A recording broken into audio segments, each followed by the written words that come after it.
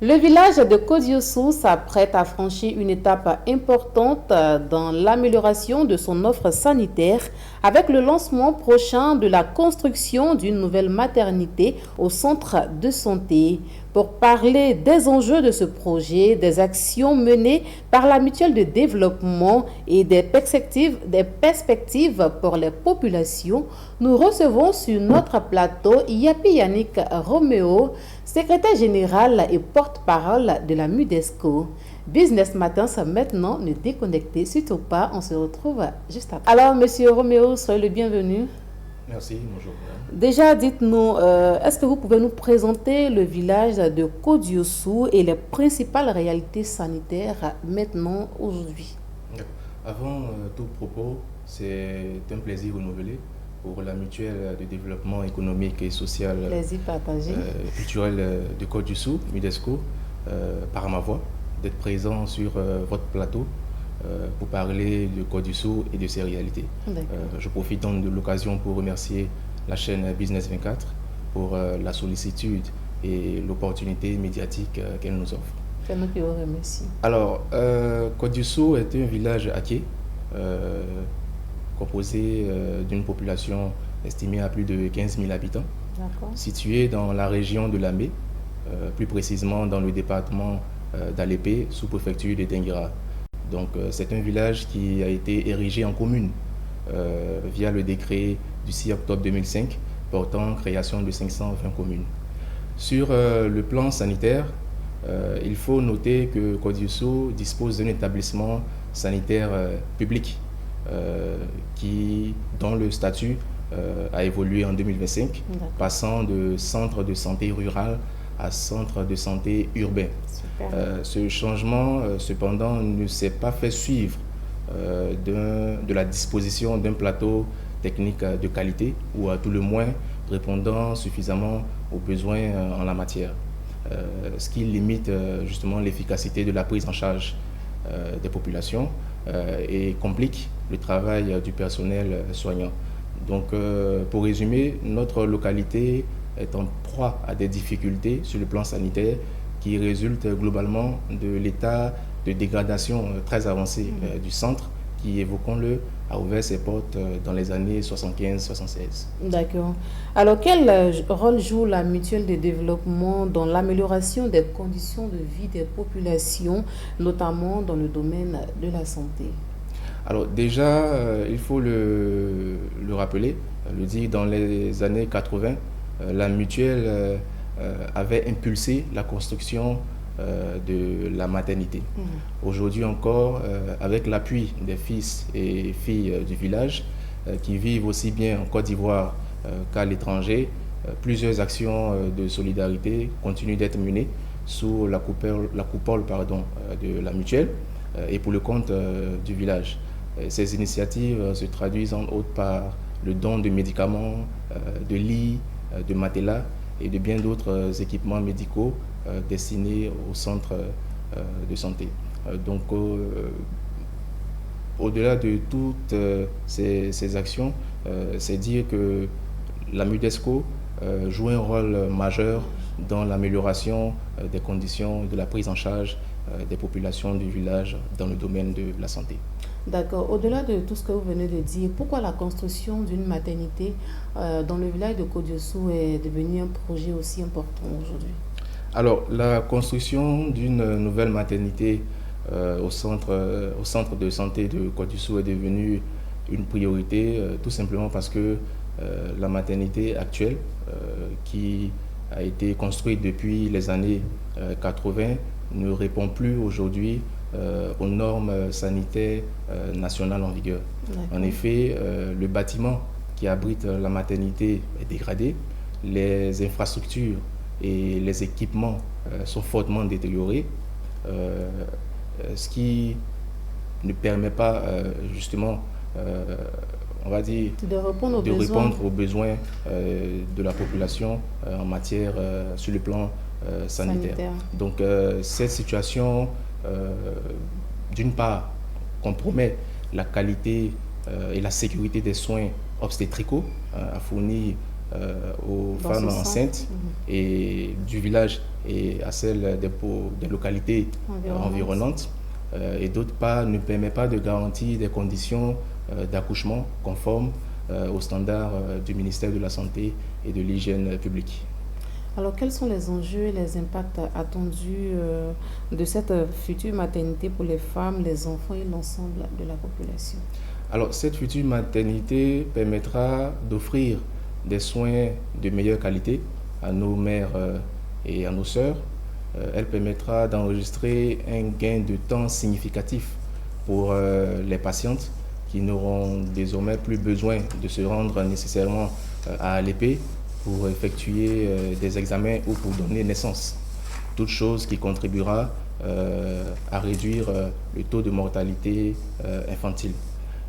En outre, cette future maternité fournira de façon générale au personnel de santé et en particulier aux sages-femmes un cadre de travail sain, moderne et adapté. Voilà. D'accord. Concrètement, quelles sont les infrastructures, les services que cette maternité offrira aux populations? Alors, à ce stade, il est peut-être prématuré, voire hasardeux, de donner des détails sur l'ensemble des infrastructures et des services qui seront proposés. Ce que je puis dire néanmoins, c'est que c'est un projet qui est le fruit d'une collaboration entre la Fondation ATEF au Maïs et la MUDESCO. Il appartiendra à notre partenaire lors de la cérémonie de lancement des travaux de construction prévue d'ailleurs sous peu, de présenter les différentes composantes de ce projet. Nous pouvons d'ores et déjà affirmer avec assurance que c'est un projet innovant conçu pour répondre aux exigences, aux standards nationaux en matière de santé. D'accord. Justement, parlons par exemple de la mutuelle. C'est vrai, aujourd'hui, vous parlez de construction de maternité et tout, mais bien avant, quelles sont les actions que la mutuelle a posées de façon concrète à l'endroit des populations de ce village-là? Alors, au-delà du projet de maternité, la mutuelle a initié plusieurs actions importantes. Lesquelles? Pour le compte des populations. Alors, dans le domaine de l'éducation, par exemple, la mutuelle a participé à la dotation en table-banc d'écoles primaires. Elle a fourni des dons en vivres et en non-vivres aux cantines scolaires, pour ne citer que ces actions. Sur le plan communautaire, la mutuelle soutient et accompagne plusieurs groupes et associations du village à travers des parrainages et diverses actions de solidarité. Donc, ce que nous, on peut retenir, c'est que ce sont des expériences qui renseignent et qui nous enseignent que dans l'union, dans la solidarité et dans l'engagement collectif, il est possible d'apporter justement des solutions concrètes et durables aux difficultés que rencontrent nos communautés. D'accord. Après la construction de cette maternité, quelles sont les perspectives de la mutuelle à court, à moyen et à long terme? Alors, la mutuelle nourrit plusieurs ambitions pour le développement futur de Côte-du-Sous. À court terme, la mutuelle envisage la construction d'une école préscolaire pour faciliter justement la tâche aux mères de famille qui pourront désormais, dès lors que l'école sera construite, vaquer beaucoup plus sereinement à leurs activités quotidiennes. À moyen terme, il s'agira de construire une 4e école primaire pour répondre justement à la croissance de la population scolaire. Et enfin, à long terme, l'ambition de la mutuelle est de doter la commune de Côte-du-Sous d'un collège pour donner plus d'opportunités éducatives aux jeunes du département d'Alépé. D'accord. Est-ce qu'il serait possible qu'à, je veux dire, à long terme, vos actions, vous élargissez votre champ, je veux dire. Oui, nos actions ne se limitent pas forcément au village de Kodoussou, mais s'étendent dans la région de Lamé, parce que peut-être nous ne l'avons pas dit, mais nous sommes membres de la FEMUME, la Fédération des mutuelles de la région de Lamé, qui existe depuis février 2022. Nous participons activement aux différentes activités de cette fédération. Donc c'est dire que nous impliquons résolument et fortement dans le développement de la région de Lamé. D'accord. Nous sommes pratiquement à la fin de notre émission. Est-ce que vous avez quelque chose à ajouter? Alors, je ne saurais clore mes propos sans adresser les sincères remerciements de Kodoussou et de la mutuelle qui vont à l'endroit d'abord du conseil régional de Lamé, chapeauté par son président, le président de l'Assemblée nationale, Excellence et l'honorable M. Patrick Haché, du député d'Alépé, l'honorable maître Ncho Christophe, des autorités administratives du département.